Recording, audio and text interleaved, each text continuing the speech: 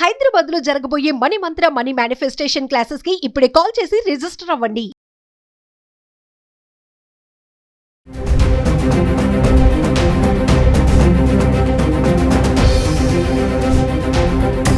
నమస్తే, welcome back to Suman TV. Present మనతో పాటు ఉన్నారు TEDx speaker, legendary award winner in real estate, realtor oxygen founder and CEO doctor Nandi Rameshwar Rao గారు. నమస్తే sir. నమస్తే. చాలా రోజులు అయిపోయింది మీతో ఇంటర్వ్యూ చేసి. మీరంతా బిజీ అయిపోయారమ్మా, మళ్ళీ ఖాళీ పెట్టారు. మీరు బిజీ అయిపోయారు సార్, దొరకట్లేదు మాకు అంతా, అంటే అడ్వైజర్కి వెళ్ళడం మీరు ఇవన్నీ. సో నేను కొన్ని టాపిక్స్ వచ్చాను సార్ ఈరోజు. ఎప్పుడు టాపిక్ వస్తామో ఇబ్బంది పెడతాయి, ఏం చేయాలి తప్పదు. సార్, రెంటల్ రూల్స్ ఆల్రెడీ మనం ప్రీవియస్ చేసాము కొన్ని. ఈ రెంటల్ రూల్స్ చాలా చేంజ్ అవుతున్నాయని చెప్పేసి, అంటే ఈ వచ్చేటటువంటి మార్పులు ఏవైతే ఉంటాయో అవి టెనెంట్స్ కి, ఇటు ల్యాండ్ లార్డ్స్ కి, ఓనర్స్ కి కూడా అనుకూలంగా ఉంటాయని చెప్పేసి చెప్తున్నారు. ఒక్కసారి వచ్చినటువంటి ఆ రెంటల్ రూల్స్ ఏంటి సార్? ఇది చాలా పెద్ద సబ్జెక్ట్. నవ్వేనా వచ్చే 2 నిమిషాలు 3 నిమిషాలు ఇస్తాయి, పరిగెట్టమంటారు. ఇంజనీరింగ్ లో క్రాష్ కోర్స్ అని ఉండేది అప్పట్లో. ట్రంప్ గారు ఒక విషయం పక్కన పెడతారు. మోడీ గారు వచ్చిన దగ్గర నుండి డిజిటలైజేషన్, డిమానిటైజేషన్ అన్ని రకరకాల అవుతున్నాయి. మోడీ గారు వచ్చిన ఫస్ట్ ఎఫెక్ట్ ఏంటంటే జనరల్ ఆయన హార్ట్ అటాక్ సబ్జెక్ట్ లేకపోతే స్లోగా అటాక్ ఇస్తాడు. ఆయన అనుకుంది ఆ లెవెల్కి రీచ్ అవుతాడు.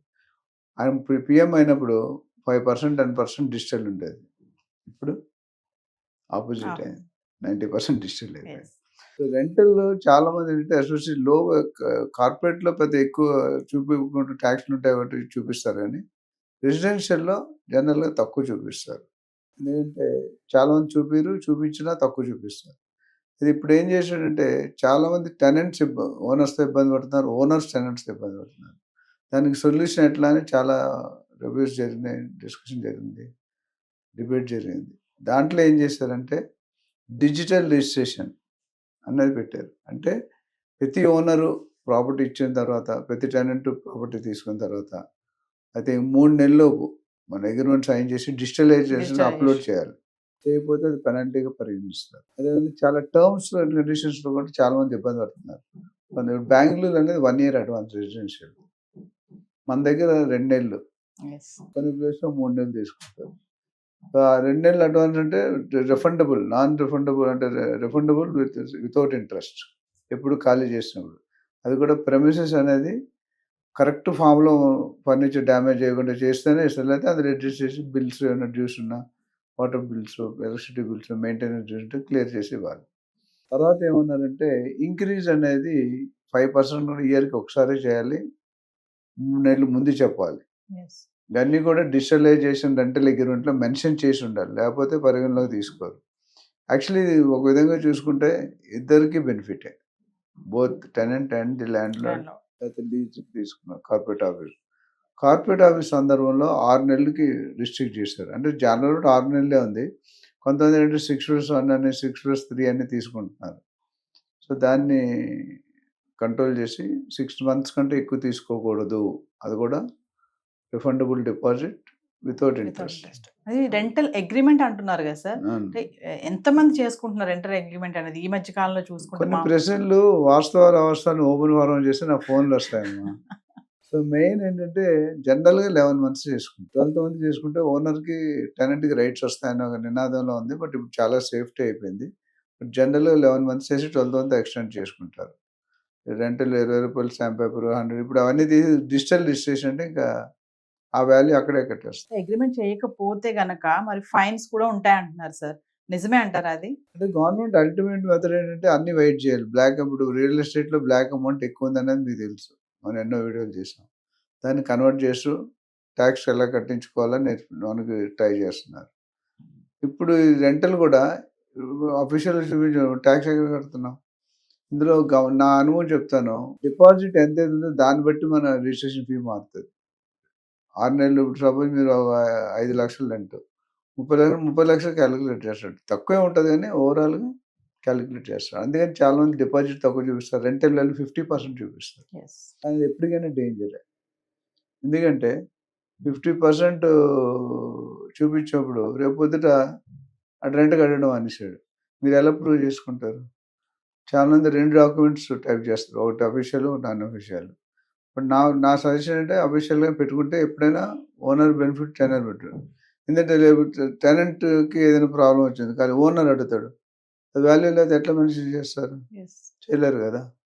సో ఈ విధంగా మనం రెంటల్ టైం ఫిక్స్ చేస్తున్నాం, బేసిక్ రెంట్ ఫిక్స్ చేస్తున్నాం, ఎమ్యూనిటీస్ ఫిక్స్ చేస్తాం. ఇప్పుడు ఎమ్యూనిటీస్లో కూడా ఛార్జెస్ ఉంటాయి, చాలా మంది కలపరు. ఇప్పుడు అది కూడా కలపమని చెప్తున్నారు. అంటే మన రెంటల్ బర్డెన్ ఇంకా పెరుగుతుంది. చాలా మంది బయట చూస్తూ ఉంటాము. ఇప్పుడు మీరు అన్న రెసిడెన్షియల్ అయితే 2 నెలలు అడ్వాన్స్ తీసుకోవాలని, కానీ కొన్ని చోట్ల 3 నెలలు 4 నెలలు కూడా అడిగే వాళ్ళు ఉన్నారు. అంటే అది వాళ్ళ ఇష్టమేనా? వాళ్ళకి ఇప్పుడు ఈ రూల్స్ అన్ని వాళ్ళకి వర్తించమంటారా? అంటే చెప్పేవాడికి వినేవాళ్ళు ఎక్కువ. సో మన అవసరం బట్టి మనం, అంతకుముందు కాంపిటీషన్ తక్కువ ఉండేది. ఇప్పుడు కొన్ని మంచి కోకాపేట ఏరియా అక్కడ డిమాండ్ చేయలేరు, ఓనర్ వాల్యూ ఎక్కువ పెడుతున్నాడు. 177 కోట్లు ఎకరం కొంటే వాడు ఏం చేస్తాడు? డబ్బులు ఏ విధంగా కవర్ చేయాలని చూస్తాడు. జనరల్గా రెసిడెన్షియల్ రెంటల్లో ఈల్డ్ ఏంటంటే 2.5 to 3%. ఈల్డ్ అంటే మనకు వచ్చే ROI, రిటర్న్ ఆన్ ఇన్వెస్ట్మెంట్. ₹1,00,00,000 పెట్టి ఒక ఫ్లాట్ కొనుక్కున్నాను కూకట్పల్లి, ఎంత వస్తుంది మీకు రెంట్? 25,000, 20,000, అంటే సంవత్సరానికి 3 లక్షలు, 3%. అదే రెంటల్ అయితే 6 to 8%. అందుకని కమర్షియల్గా టికెట్ సైజ్ పెద్దగా ఉంటుంది. సార్ ఇంకొకటి క్యాజువల్ గా మాట్లాడుకుందాం. ఇప్పుడు ఈ రెంట్ కి దగ్గర కొంతమంది ఇప్పుడు ఈ మధ్యన ఎప్పటి నుంచో ఉన్నాయి, ఈ బోర్డ్స్ పెడతా ఉంటారు, వెజిటేరియన్స్ కి అని, బ్యాంక్ ఎంప్లాయీస్ కి అని చెప్పి, ఇంకా చాలా ఉన్నాయి. ఇప్పుడు ఈ మధ్యన కొన్ని కమ్యూనిటీకి కొన్ని కమ్యూనిటీకి ఇవ్వము, అది నేను చెప్పలేకపోతున్నాను. అది క్యాస్ట్ కూడా పెడుతున్నారు. అది ఎవరు ప్రాపర్టీ నువ్వు 10 కోట్లు పెట్టి కొనుక్కున్నాను, నీ ఇష్టం. దానికి ఏం రూల్స్ లేవా సార్? అలా పెట్టకూడదు అనే ఏం రూల్స్ లేవా? అంటే కొనుక్కునేది నువ్వు, నీకు నేను రూల్స్ పెట్టి ఒప్పుకుంటావా? Will you agree? But general ఏంటంటే ఆ విభేదాలు ఎక్కువ చూపించకూడదు. Everybody is Indian country, Indian citizen. వాడు క్రిస్టియన్ అయినా, ముస్లిం అయినా, హిందూ అయినా, ఇంకా పంజాబీ అయినా, దే ఆర్ హ్యూమన్ బీయింగ్స్. అంటే కొన్ని గత చరిత్రలో కొన్ని కమ్యూనిటీలు చేసి హడావిడి చేస్తాయి, గోల చేస్తారు, పార్టీస్ ఎక్కువ ఉంటాయి, ఫంక్షన్స్ ఎక్కువ ఉంటాయి. ఇప్పుడు సపోజ్ కొన్ని కమ్యూనిటీస్ మనం చెప్పిన వాళ్ళ యాక్టివిటీస్ ఎక్కువ అవుతాయి. సొసైటీ పక్కనే సపోజ్ 20 ఫ్లాట్లు ఉన్నాయి, ఇద్దరు డిఫరెంట్ కమ్యూనిటీకి ఇచ్చారు. వాళ్ళు పెట్టుకున్న ప్రేయర్స్ కానీ, వాళ్ళు పెట్టుకున్న రకరకాల యాక్టివిటీస్ కానీ నాకు నచ్చకపోవచ్చు. ఇద్దరు వల్ల మిగతా 8 మంది ఇబ్బంది పడతారు. అలాంటి కేసుల్లో పెడతారు. Veg non, basically veg non అనేది ఓనర్స్ బ్రాహ్మణ్స్ అయితే అలౌడ్. మిగతా కేసులో ఎక్కడ ఉండదు నాకు తెలిసి. ఓనర్స్ బ్రాహ్మణ్స్ వాళ్ళకి పడదు కాబట్టి మనం పక్కన నుండి ఉంటే స్మెల్ వస్తుంది, ఆ స్మెల్ వాంతులు వస్తాయనే సెంటిమెంట్. అదర్వైజ్ యూ కెన్ చాలా మీరు చెప్పినట్టు చాలా మైనర్ పర్సంటేజ్. ఫైనల్ గా సార్, ఈ రెంటల్ అగ్రిమెంట్ అనేది ఓనర్ అగ్రిమెంట్ చేసుకోవడం వల్ల ఓనర్ కి లాభం కదా, నష్టం అయితే లేదు కదా? ఇద్దరికి లాభమే, ఇద్దరికి నష్టమే. చూపించకపోతే నష్టం, చూపిస్తే లాభం. అంటే ట్యాక్స్ అనేది కట్టాలండి పౌరుడుగా. చాలా మంది బిజినెస్ 10 కోట్ల లాభం తీసుకుంటే ₹1,00,00,000 చూపిస్తారు. అది మార్కెట్లో స్టాటస్ వాల్యూ. ఇప్పుడు అదాని అంబానీ ఎన్ని కోట్లు కడుతున్నానండి? కొంత కట్టకపోయినా highest number of tax payers Ratan Tata company, Tata group, ప్రతి కార్పొరేట్ గ్రూప్ కూడా కడుతున్నారు. సో నాకు తెలిసి రానున్న రోజుల్లో digitalization will play major role. చేసుకుంటే మంచిదని నా సజెషన్.